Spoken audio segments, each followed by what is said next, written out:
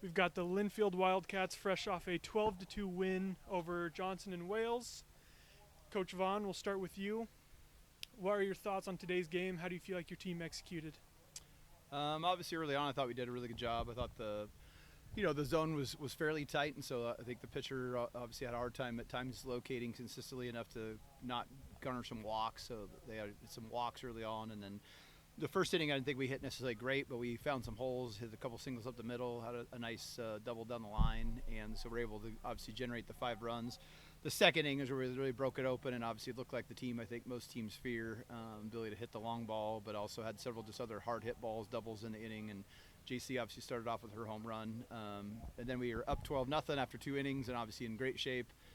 Thought we kind of settled a little bit the last 2 innings and obviously didn't play probably up to our potential the last 2 innings, but I'm pretty happy obviously with the start and always happy to get a win to start off with.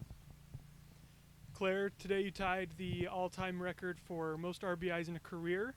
What are your thoughts on that, and kind of how do you look to build upon that through the rest of the tournament?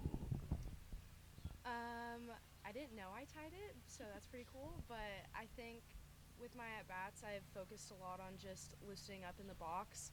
I think I find a lot of my success when I don't overthink my at-bats, and I just put my best swing on the best pitch that I can see, so I would say that. Jacey, to open the second inning, you hit the first of Linfield's 3 home runs. How do you think that affected the game and was able to carry you guys into the rest of the victory? I agree with Jackson. I feel like that first inning we were finding holes, but we were waiting for the long ball and see what we usually do when we get called up. So I just was happy to keep passing the bat to the next person behind me, and I just wanted to keep the inning going. And luckily, girls behind me also hit that long ball, so it was a really fun inning. Jackson, we'll wrap up with you. How do you prep for tomorrow's game? What are you going to be looking at?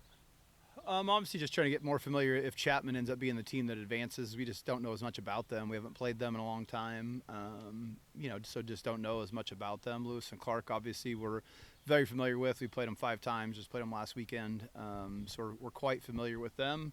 Not that you can't always learn more, but certainly keeping a close eye on Chapman in case they're the team that advances. And I think either one will obviously present much different challenges. The little I know about them, they'll present different challenges in the circle, and certainly offensively will provide some different challenges. So just trying to learn as much as we can so we can have as good a game plan as possible tomorrow and then trust the girls to go out and execute it tomorrow. Linfield will play the winner of Chapman and Lewis and Clark in tomorrow's Game 2. Thank you guys, and good luck for the rest of the tournament. Thank you. Thanks.